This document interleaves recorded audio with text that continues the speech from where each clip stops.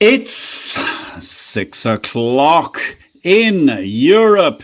It is midday in New York, 5 o'clock in London, 1 a.m. in Hong Kong, 4 a.m. in Sydney, 9 a.m. in San Francisco, and 11:30 at night in Mumbai. Greetings, good morning, good afternoon, and good evening, depending on where you are in the world today. My name is Patrick L. Young. The IPO-VID live stream, Series 23, Episode 2, in the aggregate, that makes Episode 134, starts here. Now look, Exchange Invest is immensely proud of the historic success achieved by NASDAQ and NYSE. Not only are they leaders in Wall Street equity, but they also boast fantastic female leadership teams. When it comes to encouraging diversity, actions speak louder than words, and we applaud the female leadership of both NASDAQ and NYSE, albeit imposing DEI, diversity, equity and inclusion. Hashtag it's complicated, say the courts, as we await a new hearing. However, let's face it, are these markets dominant or what, ladies and gentlemen? The S&P 500 hits 5,000 and the country club duopoly reigns supreme. 8 out of 10.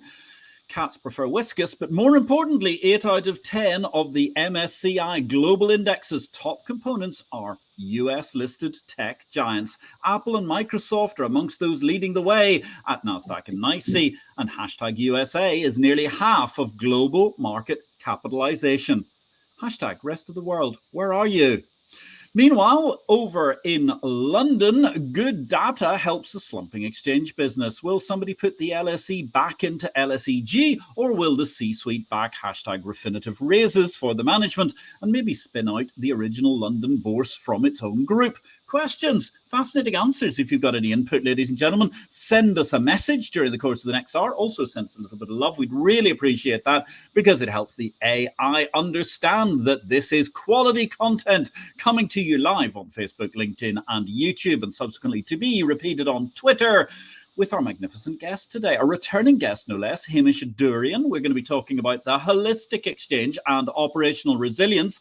Hamish is head of sales and marketing at Sinara, a London-based software house which has been established for over 30 years. They're well known as a trusted software partner to leading financial institutions worldwide on the buy side, the sell side, and indeed very much in the market infrastructure side. Hamish joined Sinara in 2006 as a software engineer, building a strong background in the design and development of systems for exchange operators, commodity trading, and market data distribution. Having a keen interest in business, he progressed into sales and marketing, bringing to Sinara's customers his insights into how technology can help solve challenges faced by participants across the financial markets. Since 2021, Hamish has been responsible for Sinara's sales and marketing operations, championing the Sinara TLC initiative, where Sinara has invested in a new suite of trading lifecycle components for brokers, exchanges, and clearing houses. So, Hamish, greetings. Welcome back to the show. It's lovely to see you looking in rude health. Where in the world are you today? Thanks, Patrick, and thanks for having me on the show. I'm here in London, and it's definitely 5 o'clock or 5:04 now here in London on a typical cloudy or slightly windy London day. Thanks for having me on. Delighted to see you back. I mean, there's a lot happening at the moment in the world of financial market technology. It may not be hitting the high spots of all of the headlines in the major league financial newspapers, but there's a huge amount of change, and people are looking in every possible different way, not just for ways to make their stack work better, and we'll get on to resilience in a moment, but also the possible new business lines they can extract from existing stacks or by adding a little bit more code on the side. Well, I mean, if we start from sort of take the 10,000 mile high view picture, I suppose, of what does an exchange do? There's a whole bunch of business operations, even just leaving the IT systems to one side. I mean, you might have start with your core matching process, which is fundamentally what an exchange does. It brings together market participants, buyers and sellers. That's your core process, your core trading process. Mm-hmm. Then, of course, you've got your market data. All of the trading activity generates market data. So you've got your market data. You've got your risk management processes. You've got your market surveillance. It's an incredibly important process. Then, obviously, you've got things, your finance and billing, your compliance, your clearing and settlement, obviously, a major part of what an exchange will have to do as well, the interaction with a clearing house, whether it's part of your exchange group or something else. Member services, things like market making, obviously, or your various incentive programs that you might have around that, your member relations, bringing on new members. If you're an equities exchange, then clearly you have things like shareholder services, dealing with corporate actions, listings, obviously the big part of what that sort of a business will do. If you're more of a derivatives exchange, then maybe things like certificate or warrant management, relations with warehouses. So complex businesses working in a complex ecosystem with a wide variety of participants. Now, clearly, each of those business areas, you will have IT systems of different sorts, all working together, better or for worse in different circumstances, but fundamentally all working together to operate the exchange. Now, in each of those areas, there is opportunity for streamlining, further automating, getting rid of inefficiencies, getting rid of very old systems that maybe aren't working as well as they once were, or maybe frankly were never really working all that well. But someone has just managed to fudge them until the day comes where actually that doesn't really work for the business anymore. So there's improvements you can make to actually make it more efficient, more resilient, and we're going to talk about that as well. But also look for opportunities for creating new revenue centers in a lot of these areas as well. And again, in order to do that, more often than not, you will have to invest in some kind of technology. Now, again, decisions then come, well, how do we do that? Can we upgrade an existing system to provide new functionality? Do we have to create something new? If we are creating something new, well, how will that integrate with what we've currently got? So there's all sorts of implementation questions that can be answered, but lots and lots of opportunities for exchanges to certainly unlock new revenue streams. The one I mentioned at this front, market data, huge area of opportunity to try and leverage some of these massive data sets that any exchange will generate in the course of its operations to try and create new revenue streams from that. So yes, lots happening, and certainly lots here at Sinara that we're helping our exchange customers as well. And it's really interesting. I mean, you hit upon market data to start with. What's also fascinating is how market data begets market data. I mean, 20 years ago, as we were seeing the dying embers of most of the world's floors, admittedly, there are a few that still add value that exist, I think nobody really thought about just how much data would be generated. I don't mean because the markets became much more frictionless and therefore you could trade more. It was actually the amount of ancillary data that started to feed through the system, because you suddenly got a huge amount of depth information. You got all sorts of information to do with the timings of things through the networks, which also then help a lot of the other systems I suspect we're going to get to in a moment, but such as, for example, market surveillance, which was a really great opportunity for people to understand better. And therefore, I mean, presumably there's the growth in computing power is also driving quite a big growth in the opportunity to simply utilize data better that you already have. Indeed, there's obviously the growth of cloud and the potential of using some of that technology to create new types of processes that really take advantage of that data that you've already got. Absolutely, is a huge area. Challenges really are sort of around, well, how do you do that in a compliant way? How do you store some of that data? You wouldn't necessarily just want to say, copy it away into some cloud infrastructure somewhere. So there's issues that you need to sort of handle very carefully when you're deciding you want to exploit some of that data. But then once you've got your solution in place, let's say using an internal infrastructure, or indeed whether you're using cloud to launch a new service in a much faster way, and that's one of the big advantages sometimes of using cloud-based solutions, something that we've been working on with some of our customers, is you can put together a new service that is completely separate from your existing infrastructure, launch something new, connect it with some data, see how it works, and then potentially, if that becomes established as a good potential new revenue stream, then you can further develop it, possibly even bring it into the core infrastructure. Another really interesting way of using some of that data is just in running different types of scenarios, running different types of tests as Mhm. well.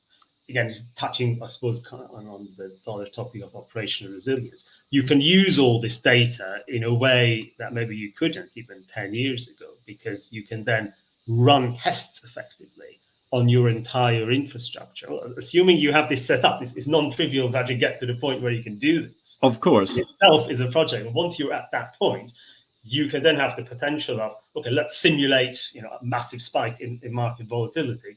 How will that affect all our various systems, all the different departments that I was talking about earlier?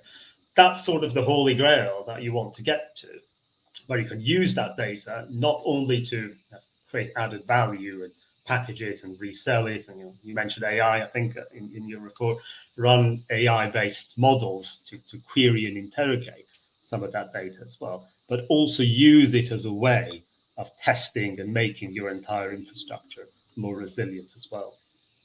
And I think you hit on the head there, the fact of why we're discussing the holistic exchange straight off, because it's very difficult to talk about anything in isolation these days. And that was certainly something I think, well, in the era of floor exchanges, everything was incredibly separate. Market data sort of sat over here, trade processing sat over here, and then the matching engine was the pits, and everything was very, very, very different. Whereas nowadays, everything is actually fundamentally interconnected if it's going to work in any sort of way to the greater benefit of the users of the exchange and obviously the profitability of the exchange itself. And I think that's something that a lot of people don't quite realize, just how much that has been integrated so fast. Let me also say a great good evening. We've got one of our visitors this evening, our regulars, Marcus Ward. It's lovely to see you, Marcus. Thank you very, very much for joining us from Grimsby in the north of England. Good to see you. I hope you and your lovely young lady are all well, and great to see you on the show. Thank you very, very much for joining us. So, I mean, Hamish, we're talking about this. You've very quickly run across several areas, but it seems to me, I mean, market data itself is almost an infinite opportunity in terms of creating data for the outer client. What you're also saying is it's maybe not an infinite opportunity, but it's a vast opportunity to utilize to improve the well-being of the exchange itself. Absolutely. I mean, that's a constant area where any exchange will have to look at how it can improve the way it runs its systems. Now, obviously, having the data, historical data in place, gives you a really good way of running different types of scenarios on your systems. Now, in order to do that, maybe we can delve into, well, what's the actual approach that you need to take to get to that point? Well, clearly, you need infrastructure to actually store this data. You need to have, it needs to be appropriately segregated, it needs to be appropriately labeled. You need systems where it can be easily accessed. There's no point having all this data if it's not, in fact, easily accessible from all of these different systems as well. And you mentioned integration, and a lot of integration has been achieved. That's certainly the case. But there's always challenges as you go along as well, because there's always new systems being introduced.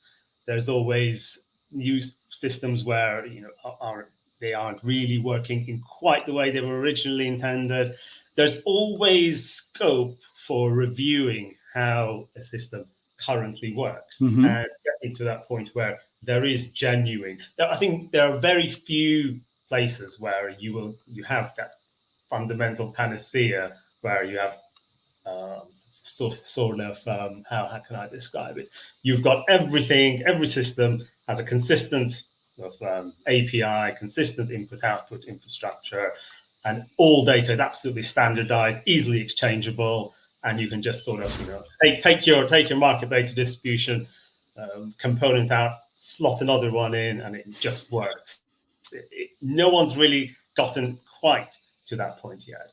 But that's not to say you should make investments in that area, and that's really where the challenge lies for many exchanges, how to get that infrastructure in place that gives you the capacity of really leveraging your data in those sorts of innovative ways.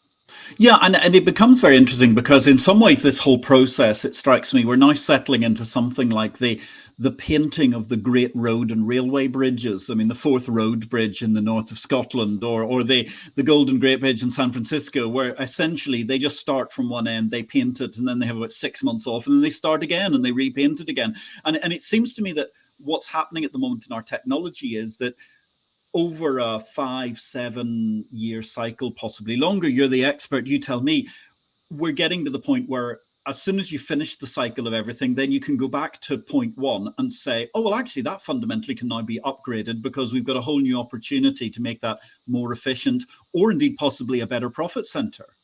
I think, funnily enough, you mentioned the Forth Bridge. I think they've actually managed to find some paint that that means they don't have finally works. finally works.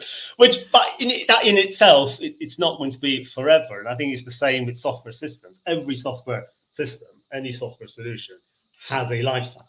It begins development. You have requirements. It grows. You go live. You have various phases, often going over many years, and you mentioned 5 to 7. Yes, certainly we've had systems that have been in active development and renewal for even longer than that. Software life cycles are getting longer and longer because the investment required to build some of these complex systems is significant, and they are major investments. Exchanges fundamentally now are technology companies, so whether they have their own internal development capacity, which many of them are looking at building up, for some things which are quite core to them. They believe that they can add the most value, and it makes sense for them to build in-house or bring in vendors such as ourselves to build other parts of their technology infrastructure. Fundamentally, it's a huge amount of technology development and software development. So ultimately, you need to be able to manage all of this change. Right. And you have to accept that business requirements change, technical requirements change, incidents happen. There are all kinds of compliance changes happen, new regulations come in place. And all of these things will then impact the life cycle of the system. And if it's well managed, if it's well built, then you will have a system that can be quite successful and be in place for increasingly longer periods. And every technology provider certainly has that challenge to be able to deliver systems with the right level of investment to meet that kind of need.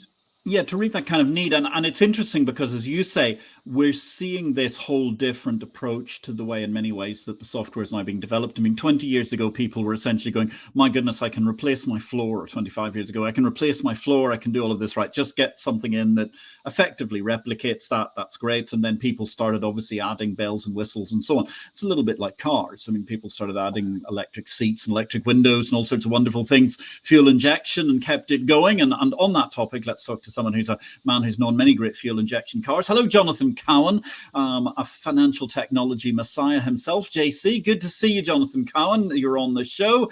Delighted to have you with us. Do feel free to ask Hamish a question if you'd like to. We'll really appreciate that.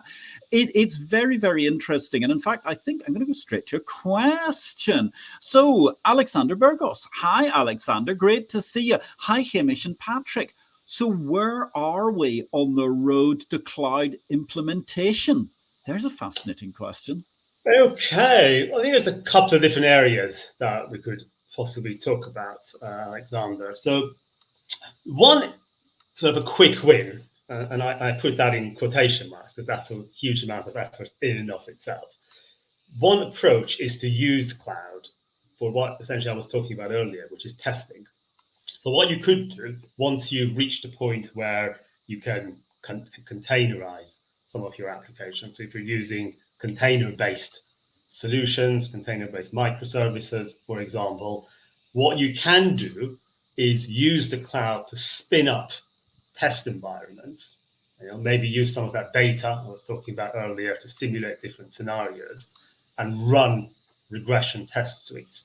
So if you've built your solutions in a way they can easily be deployed in the cloud environment, cloud is sort of a catch-all phrase for a whole set of technologies. It could well be of an in-house infrastructure. But the point is that you have solutions that can be easily deployed, easily spun up, easily scaled. You can just spin up a new test environment, almost simulate your entire exchange in a sense, run all those processes in there, run some test data, look at the results. If there's a problem, then that can be investigated. So using cloud, not so much to actually run the exchange, because that involves a little bit of a leap potentially, which we're not quite at yet, certainly for more established exchanges.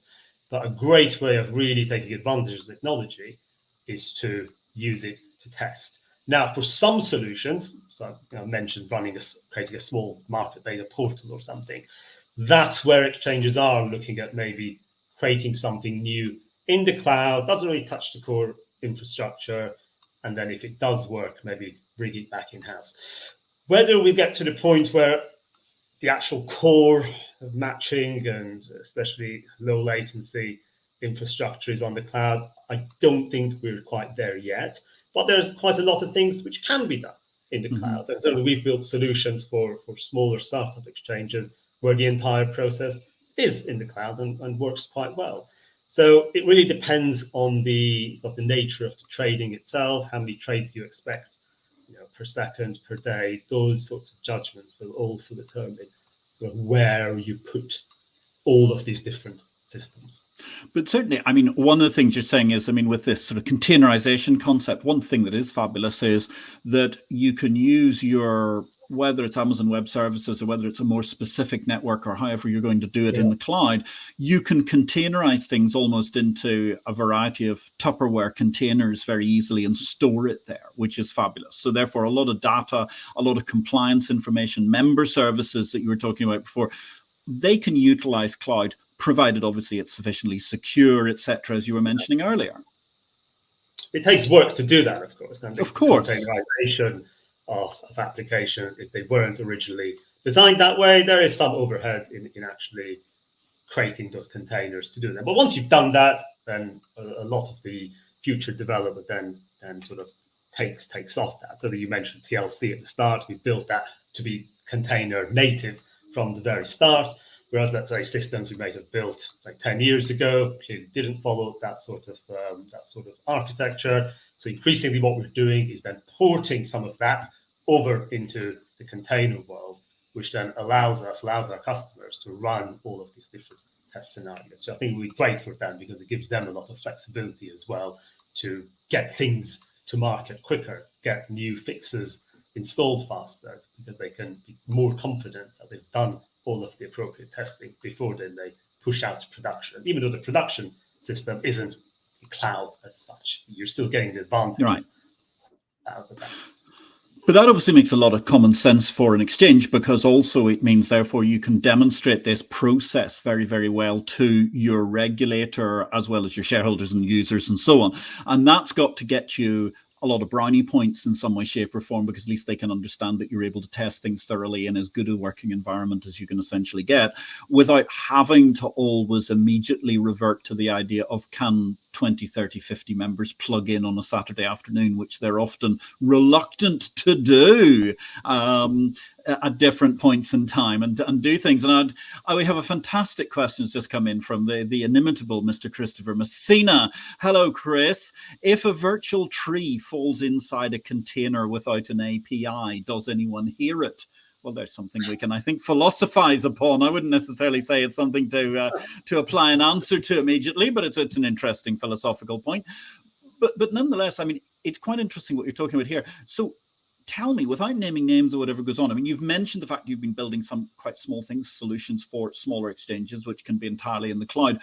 Do you find there are a lot of clients in not necessarily just market infrastructures, but maybe on the buyer sell side, that already have existing systems that they like, but they want to try and modify components of that to go to the cloud? Is that the sort of thing that you've been doing for them? Or have you been building whole new solutions or helping them implement the whole new solutions? Well, it's both. I mean, different customers obviously at different stage in terms of their technological development, and clearly more established exchanges will have those existing systems that they need to migrate over to the cloud. So in some cases where we ourselves have built a system and it's been in operation for say 5 or 6 or 7 years, it's been enhanced and further developed during that time, we continue to support it. And there may be a project to look at, okay, let's take that small system, let's see what we can do with it. Let's trial moving that into the cloud, running those tests with it. So there's lots of small projects like that. And then so at the other end, you have the cloud native type solutions. And the majority of what we're building now for some of the smaller exchanges is all cloud first. And indeed, if you are starting, whether you're literally a new exchange or an established group or consortium wanting to create a new type of service, the assumption of 9 times out of 10 is that it will be within the cloud infrastructure. And then in some cases, we ourselves are actually doing the management of that. So literally setting up the cloud infrastructure, setting up all of the various containers and systems that run the containers, all of that sort of thing as well. So essentially both ends, we're involved in seeing lots of interest of using cloud in many different ways. But again, for more established exchanges, first tentative steps really are how can we use it to improve our testing, use it to make things go live faster, not necessarily migrating everything over to cloud. I don't think we're quite at that yet. Okay, that's very, very interesting. So essentially, it varies according to the exchanges and markets, but smaller exchanges are building into the cloud, which strikes me as very logical so that they can hopefully grow with the cloud. And if they ever find themselves in a welcome position that they have so much volume that they need to exit the cloud for whatever reason, I'm sure that's going to be the least of their worries at that point because they'll be quite successful. Yes, exactly. Good problem to have. Yes, it's a lovely problem to have without any great difficulty whatsoever. And actually, that brings us to a very interesting question from Marianne Madeira. So she's saying, hello, Hamish. Hello, Marianne. It's lovely to see you today in sunny Tokyo. Great to see you once again. Can you walk us through what Sinara TLC provides? Well, without wanting to give too much of a sales pitch on Exchange Invest, it's essentially a suite of software components that we've built up over the years to handle different types of business operations. So you're talking about exchanges today, so I'll focus on that. You have your core matching engine, market data, distribution components to do things like pre-trade risk management, interface with the clearer, monitoring GUIs to look at what's happening within the exchange, essentially delve into the matching engine. So all the sorts of components that you would expect to help with different operations within an exchange. And any particular solution we build would take advantage of some of those components. So we're a custom solutions company, and people come to us because there's something that they can't get off the shelf. So we've got some good stuff in the kitty bag, so to speak, plus a lot of experience actually building some of these custom solutions. So yeah, we certainly enjoy building some of these things. So that's the range of TLC. Meanwhile, ladies and gentlemen, let me just divert the discussion for a moment, because Hamish has been talking wonderfully for the course of the last half hour, and he's certainly a man in need of some refreshment and the ability to get his vocal cords back. And let's go to this week's Book of the Week. So our Book of the Week is Freakonomics, written by Stephen Levitt and Stephen Dubner. That was a fascinating issue in terms of the rogue economists exploring the hidden side of everything. Freakonomics was exploring, well, back in the day, all sorts of things, from the inner working of a crack gang, the truth about real estate agents, the secrets of the Ku Klux Klan, and much, much more, all from a purely fiscal perspective. It remains a must-read. It's a cracking paperback read, even, 15 years on from its original publication, if not the better part of 20. I think it must be 20, actually. I think it was published during the course of, earlier, actually. I think it was published when Bill Clinton was still in power. But anyway, there and thereabouts, it's a fabulous read about how you can look at economics in a very, very different way. And if you want to get the upside, the low latency knowledge of what's going to be the next book of the week, don't forget you can read free of charge our Exchange Invest Weekly, which is a more macro review of what's going on in the world with some thought-provoking stuff. I've just been preparing some quite interesting articles about pirates, which we're going to be looking at in the course of the next couple of weeks in recent days. That comes out on a Saturday. You can sign up for that at exchangeinvest.com. While you're at exchangeinvest.com, though, ladies and gentlemen, if you're not already, and it has to be said, many of the people that have been interacting with us this evening already are readers and subscribers, consider a subscription so that we can manage to continue making these live streams with the likes of the great folks of Sinara, Hamish Adourian, our guest today. Sign up, you get a 30-day free trial at exchangeinvest.com so you too can read the exchange of information, the bulletin of the bourse business, the water cooler of exchanges, Exchange Invest, a unique source of data all about everything that's happening in the world of exchanges. So, Hamish, to come back to you from that Freakonomics sidebar, when you're looking at this, and I mean, really, we've touched upon a multiplicity of different aspects to what goes on, but you yourself mentioned, gosh, 8, 9, 10 different pieces of the jigsaw as you were going along.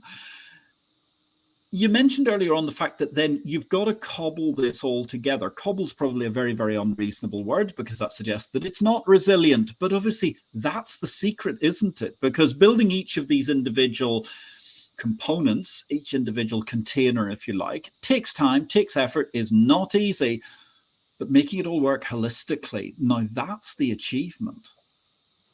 Absolutely. And there is a sort of a balance to be struck between, I suppose one way of putting this in of software engineering, we have the concept of coupling and cohesion. And what you want is to have individual components that are highly cohesive, so they do they perform a set of functionality that's reasonably interrelated, that makes logical sense, sort of grouped together. And those could be call them your microservices, which would then go into containers, or they may be structured slightly differently. So you have high cohesion internally, but then what you want is low coupling between those individual systems.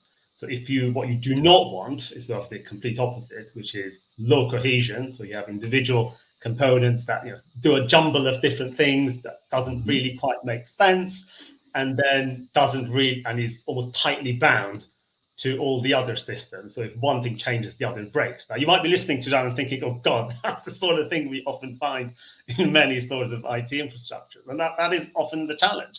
If a system isn't designed in an appropriate way, or just the natural sort of decay that sometimes will happen if systems aren't well maintained.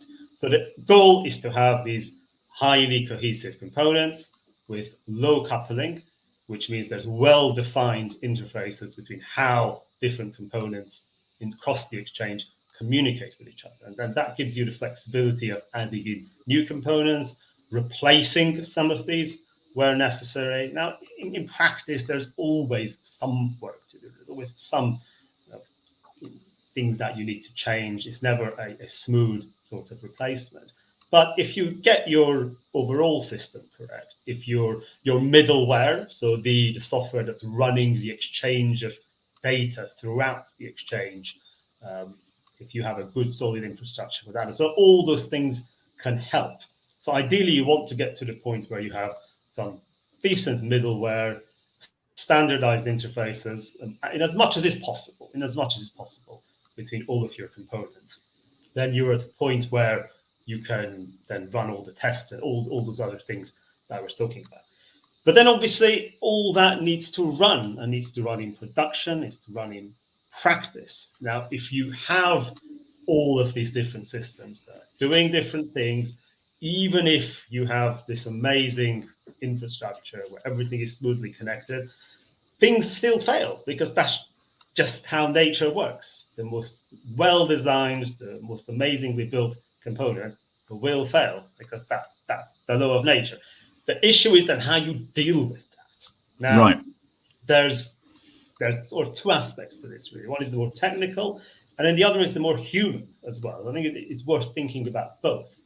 Clearly, on the technical side, if you are using your cloud-based infrastructure, container-based infrastructure, there are some advantages there in which you can set up things to restart automatically. You can have login processes that can easily track or raise alerts in good time. So there's lots of good technical tools, configuration that you can use to make your cloud infrastructure more resilient. And a lot of that applies as well, even if your production environment is not in the cloud.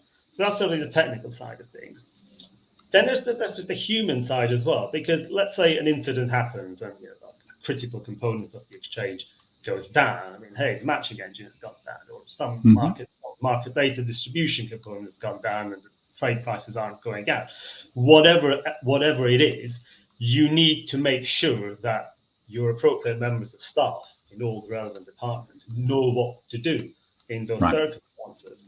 So that means having those processes documented. It means knowing what the fallback process is. And, I'm a technology guy. I want the technology to always work, so you don't have to do the fallback process. And absolutely, that's paramount.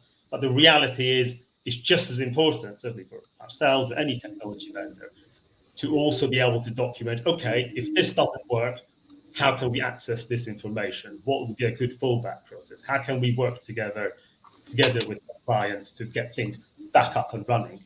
And that involves sort of constant communication, knowledge sharing, training, so everybody knows what they are supposed to be doing in the event of an incident, and then obviously recover from the incident as well. And good communication on all sides is really critical.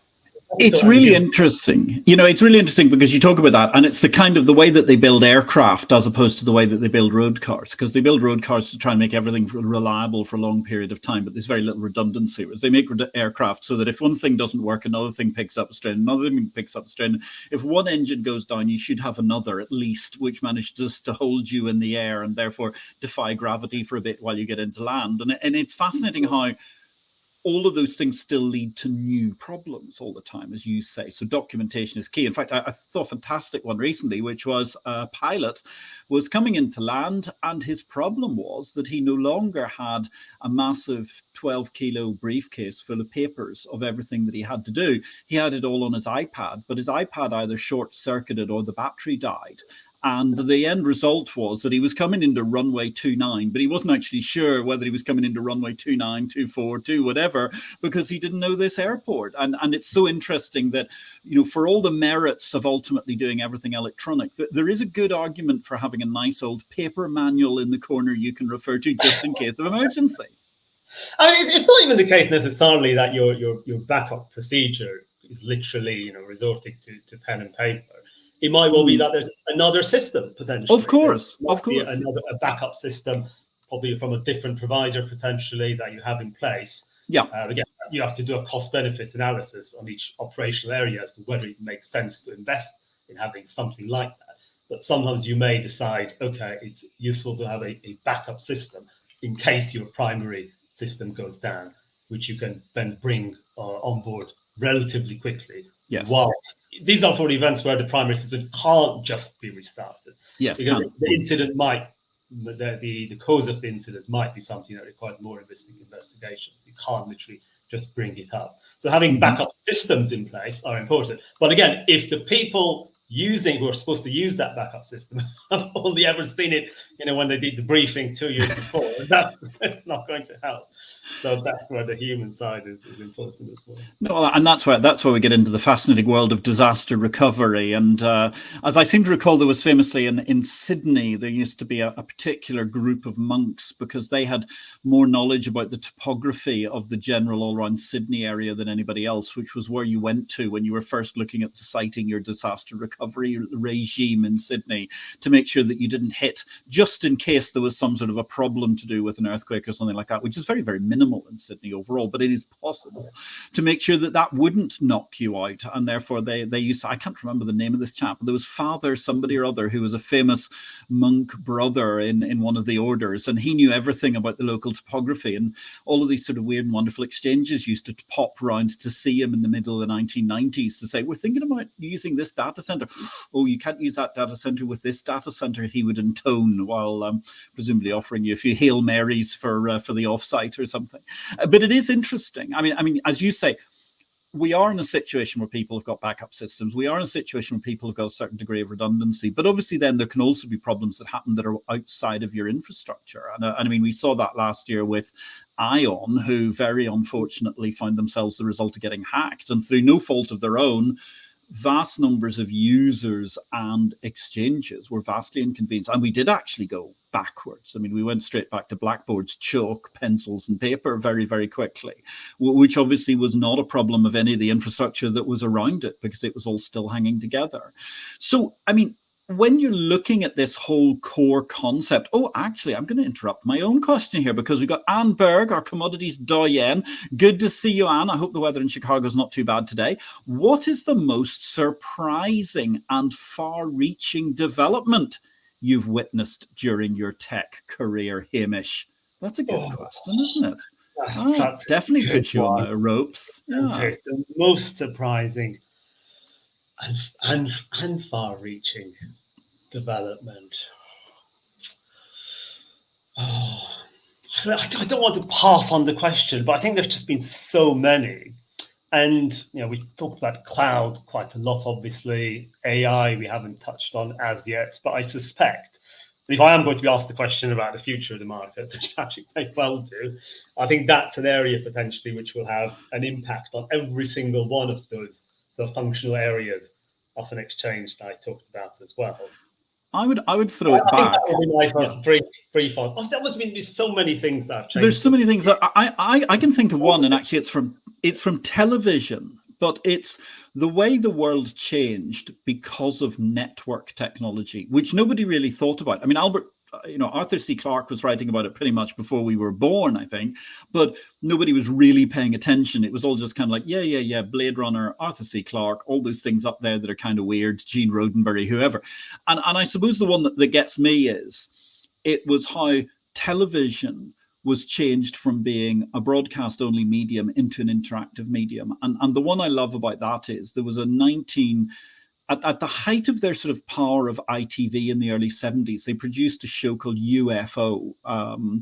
And UFO was this thing where Shadow was the Earth-based multinational organization protecting the Earth. And they all wore amazing shimmery costumes made out of presumably acrylic plastic and all sorts of shiny stuff. And they drove actually hydrogen fueled cars, which I think are very, very interesting to this day. And they had all sorts of weird and wonderful spacecraft and so on. And the boss of Shadow, which was a man, and there were no senior women, if I seem to remember correctly. So that was a bit of a fail also. It didn't look too far in the future, but not technologically based. He used to walk out of his office and there was a typing pool full of silver-haired, shimmering dressed ladies, all typing on typewriters. And nobody had thought ahead to the fact that actually you wouldn't need that in the future. You'd get a screen, and that screen would eventually become interactive. And now, 20 years later, the screen actually says, I don't think you wanted to type that, did you? Can I offer you a little correction to your grammar? So there's my throwing my thought into the hat for Anne Berg there, that nobody really foresaw how screens would actually turn the world upside down, because suddenly they become an interactive medium from where before we stared into space and typed stuff onto a bit of paper. So the little personal observation I've made about the speed of technology change. I don't do much coding myself nowadays. I do miss it. A bit of coding now and then. But if I remember, say, 5 or 6 years ago, when I was working on code bases then, if I were to go back now and look at what my amazing engineering colleagues are building, I would probably look at half of that and look, what is all of that? And that's just 4 or 5 years. So the rapid change is just absolutely unbelievable. Even all the technologies, the frameworks that we use to build systems, and that's all the accelerating. Well, you're true. And the hyper specialization of different forms of language or sub-language that have been created to do incredibly hyper specific tasks that nobody would have ever thought about. And you look even just at something very simple like data scraping, let alone what it's like when you're trying to do the pointy headed maths of putting together ultra low latency trading systems and allowing for gateways and trying to make a fair market, et cetera, which is obviously Sinara's preserve much more than it is mine, but I can talk about it without really understanding. So thank you, Anne, for that very provoking question. We might revert to it during the course of time, but so Hamish, I mean, as you're looking at building this resilient exchange, you've got this holistic market structure approach, which is very, very different to what we've seen now. Are there any particular challenges that you keep seeing in the current time or that you've seen recently? Because these sorts of challenges, they tend to vary according to where we are in the cycle, I think. I think there's nothing in terms of a specific sort of challenge, of course. But, well, I think there's one thing I've mentioned a couple of times already, which is just the time it can take to get just a new version of one Right. of these systems into production. And that's a consistent theme that essentially we've seen across customers. And there's always good reasons for that. It's just time, resource, uncertainty, everything's working, everything's been fine. And then finding the time, the resource, the availability, the internal test resource within the customers is not within Sinara. So we may have done our bit in terms of, we've got a new version, it's tested, but then clearly the exchange itself would have to undergo those processes. So clearly all exchanges need to look at how they can streamline those operations, because if you want to be able to continue competing, you've got to be able to make those changes, but do so in a resilient way, do so in a way that doesn't cause a breaking change, not necessarily just to that system, but to everything else, which is where the more holistic test approaches that, again, the cloud and regression testing and containerization helps enable come into play. So that's sort of the biggest challenge. Now, clearly, regulators, and you mentioned regulators earlier, they're looking closely at all of this. How can these exchanges improve their operations? How can they demonstrate that they are actually doing these things in a way that enhances resilience and responds to some of these incidents? Because, you're going to get the ions. That's going to happen again, the type of cyber attack. No one is immune from them. And that's the reality of it. The question is how systems can respond to them. Clearly, you want to design these systems in such a way that they can remain as resilient as possible, have multiple layers of defense and so on. But you also have to plan for how you will then respond in the event, say, a system is taken down. So that's a challenge across the industry. One of the problems you have is if you have too many systems that are shared as well between different customers.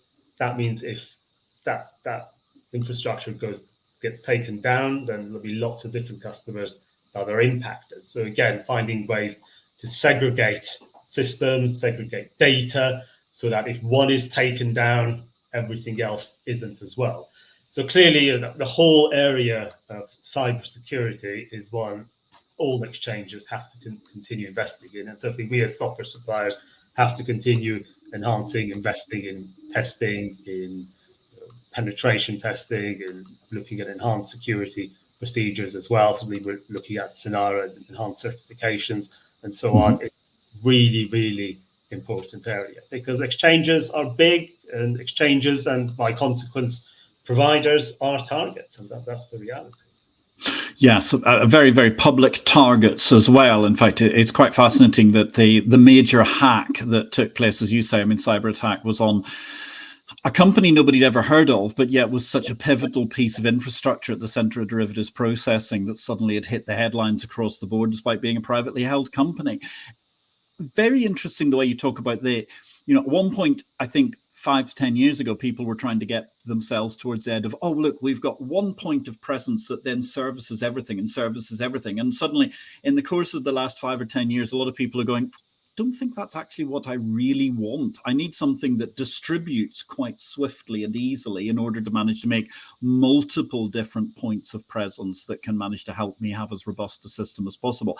And you mentioned, I think a very key thing is, in my opinion, one of the biggest issues stopping software from developing further and faster. It's not just a testing thing, which is totally understandable, but it is actually a regulatory driven function. And I don't mean it's because of the regulators per se, but it's because when you're in a major multifaceted financial infrastructure, whether it's a bank or whether it's even a cross-asset fund manager, let alone an exchange across asset classes and products, you're often under the kibosh because somewhere between the US, the EU, or one of a multitude of other regulators, somebody has decided that you're going to have to be paying attention to some new law, directive, or something, which therefore means you have to do that before you can manage to go and build the lovely, nifty new system that you were hoping to do. I think that's a challenge for exchanges, for any financial institution, because they all need to comply. I always think at some point us technology providers are going to be falling into that bracket as well, possibly for very good reasons. So that's inevitably part of your roadmap. And it may well be the case that you have to prioritize some of the compliance aspects over some of the product development or innovative product development. But I think what the sort of challenge I always put in these sorts of circumstances, where can you take advantage of those regulatory changes, those compliance changes, to actually transform some of your systems in a way that actually gives you the opportunity to then maybe create new efficiencies or new revenue streams in future. Not always necessarily the reality of it, but quite often than not, actually, a lot of changes that regulators introduce actually gives you, if you implement them the right way, it gives you the opportunity to then take advantage of them, especially if it's unlocking data, getting data in standardized formats. That's always a good thing because you can take advantage of them more easily. Yes, absolutely. You could easily sit around and bicker about particular formats for data. You could bicker about particular aspects of fix or something. But the truth is, by unifying the fact that you could make everything in inverted commas plug and play around the world, it did revolutionize the business because it made it an awful lot easier for everybody to understand what was essentially happening inside people's systems and how to interact with them. And I think that's a very, very interesting question that you raise, which is how do you manage to turn that regulatory fiat into an opportunity for your business to manage to be a better business while complying, which is, of course, the corollary of, well, what was interesting about a lot of digital asset businesses and early crypto exchanges and those that were designed 4, 5, 6 years ago, where they thought they'd hit the jackpot because they just designed them without the concept of surveillance and other stuff that we'd become used to in exchange world building in from the first place. And sure, anybody can manage to make an exchange much faster if you ignore compliance and surveillance, but it does tend to result in an orange jumpsuit, as some people are finding to their peril in the world of crypto these days. So, it's fascinating because therefore what I suppose I'm interested in is the 25 years, the 25 years that we've seen genuinely electronic markets and electronic market infrastructure developing in. Notwithstanding the fact that I know that Intex was doing something in the Bahamas in the early 1970s, Doc Sander had his idea in 1970, that OM Group were trading options from the 1980s, etc. But I mean, in the modern era, is it the case that we're simply in a dizzying race to be ever more complex? Or is there a way you believe that we can manage to thread some degree of more simplicity to make things more resilient through a multifaceted system? So, perfect question, really, that Patrick, isn't it? I think I would draw a distinction between making things complex and complicated. I think there's no question that a modern exchange, given all the things that it has to do, its responsibilities to its members, shareholders, to market participants, to the regulators, given their important role in the economy, all of the things that they need to do, all of the different stakeholder relationships that they need to manage, all of the different processes that we've been talking about, they are complex beasts, and that's the reality of it.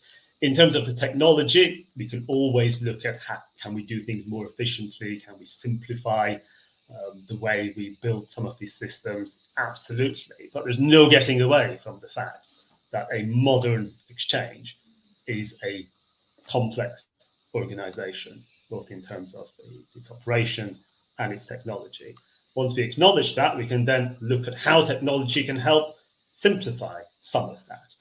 Absolutely, what we don't want to do is overcomplicate, over-engineer, create systems where someone will look and say, well, why on earth is it working like this, for example? So there's lots that we can do to try and simplify and streamline, reduce complications, try not to introduce complications in the first place, remove them when they are. But there's no getting away from the fact that there is quite a lot that a modern, regulated, safe exchange has to do. And certainly our role as a technology provider is to help provide the solutions that will help them do it. I think that's a beautiful point, actually, marking the difference between complex and complicated, which is vitally important. And I do hope, ladies and gentlemen, that we've done our best today to manage to make everything, while it is a complex world, we haven't been overly complicating the issues as you've been talking about it. Do please leave us a little heart and some love if you've been enjoying the show. So, Hamish, I mean, you answered this question very, very elegantly when you were on IPO-VID, but my goodness, 2 years ago, that was a totally different world. People were still talking about that C word, which we don't even want to mention these days because lots of social media platforms instantly ban you for even saying the word, even though we've just been talking about it in a purely business context. But what do you think? I mean, looking at it now, we're coming up to the 25th anniversary of the capital market revolution. Anything you'd like to add on where the capital market revolution goes next? I say predicting the future is a mug's game, Patrick, isn't it? But I'll do my best to try.